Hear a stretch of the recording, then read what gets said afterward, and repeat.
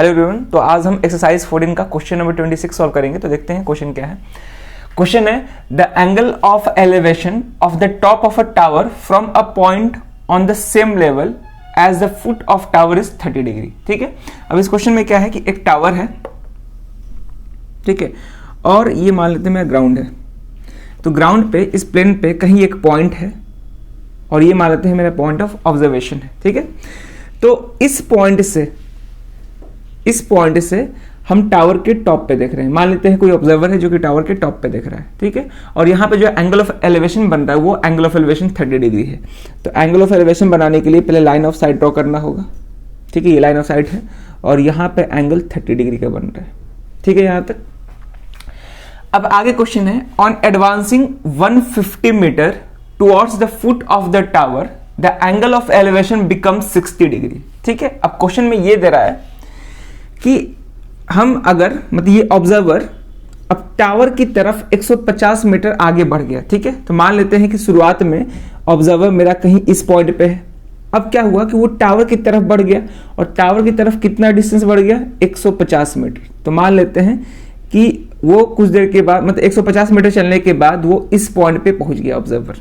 ठीक है, और इस पॉइंट से जब ये टॉप पे देख रहा है तो उस केस में एंगल ऑफ एलिवेशन कितना बन रहा है, 60 डिग्री। ठीक है, तो पहले लाइन ऑफ साइट ड्रॉ करते हैं। तो ये लाइन ऑफ साइट है और यहाँ पे जो एंगल ऑफ एलिवेशन है वो 60 डिग्री है। ठीक है, यहाँ तक। हमसे पूछ रहा है कि so that the height of the tower is 129.9 metres. इसमें प्रूफ करना है कि जो हाइट ऑफ टावर होगा वो 129.9 मीटर्स होगा। क्लियर है? अब कैसे करेंगे, ध्यान से देखेंगे। तो मान लेते हैं कि टावर को ए बी से रिप्रेजेंट कर रहे हैं, ए बी, इस पॉइंट को सी और इस पॉइंट को हम डी बोल रहे हैं। ठीक है, शुरुआत में वो सी पॉइंट पे था और 150 मीटर चलने के बाद वो कहां पहुंच गया, डी पॉइंट पे। और किस तरफ चल रहा है, तो टावर की तरफ चल रहा है। ठीक है ना, टावर के से दूर नहीं जा रहा बल्कि टावर की तरफ चल रहा है। और यहां पे दिया है सी और डी के बीच का डिस्टेंस 150 मीटर। ठीक है, हमको फाइंड करना है कि प्रूफ करना है कि ए बी का लेंथ जो होगा यानी कि हाइट ऑफ टावर होगा वो 129.9 मीटर्स होगा। अब कैसे करेंगे, ध्यान से देखेंगे। यहां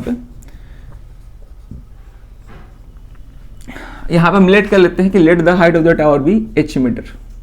ठीक है, और h को इसके इक्वल प्रूफ करना होगा। और d से b पॉइंट का डिस्टेंस हमको नहीं मालूम है, तो मान लेते हैं कि d से b पॉइंट का डिस्टेंस x मीटर है। ठीक है, अब कैसे करेंगे, ध्यान से देखेंगे। लिखेंगे let A B be the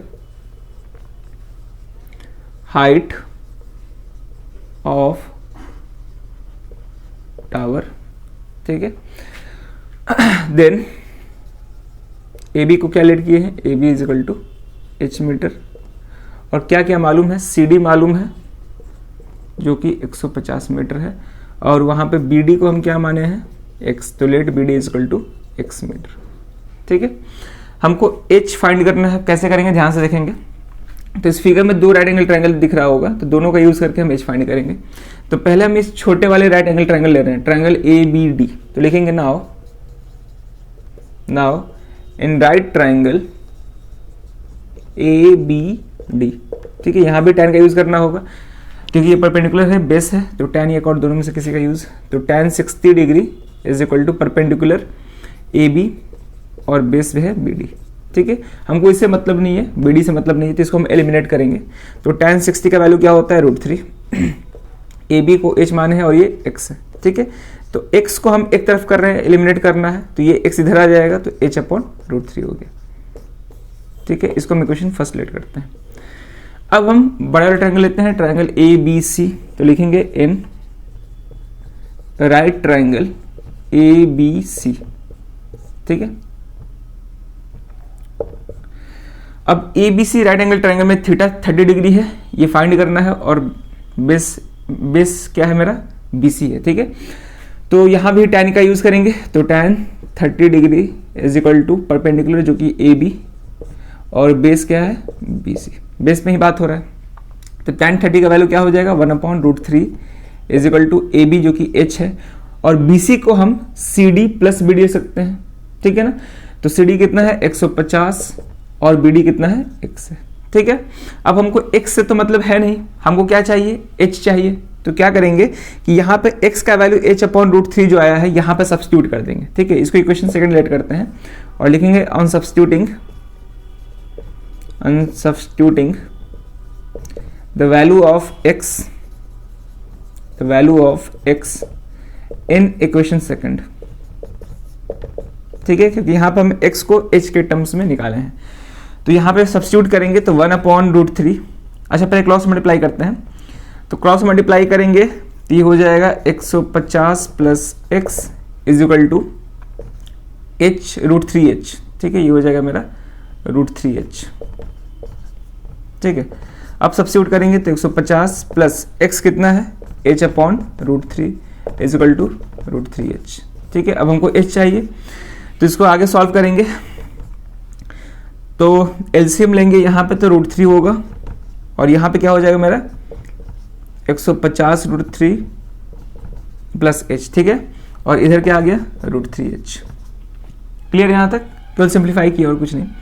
तो इसको फर्दर सॉल्व करेंगे तो ये हो जाएगा मेरा 150 √3 plus h is equal to √3 into √3 का स्क्वायर जो कि 3 हो जाएगा 3h। अब हम यहाँ से h आसानी से निकाल सकते हैं। कैसे? यहाँ पे कर रहे हैं सॉल्व। इस h को उधर ले जाएंगे तो 3s माइनस h जो कि 2h आएगा इज इक्वल टू इधर क्या बच गया 150 √3 मीटर। ठीक है, तो यहाँ से h आ जाएगा 150 इंटू √3 और ये 2 इधर आकर डिवाइड हो जाएगा जो कि 75 √3 मीटर हो जाएगा। ठीक है ना, 72 था 140। हाँ सही है। अब यहाँ पे क्या करेंगे, हम √3 का वैल्यू दिया है 1.732 रखने के लिए, यहाँ पे हम रखेंगे तो क्या होगा h is equal to 75 into 1.732 metre.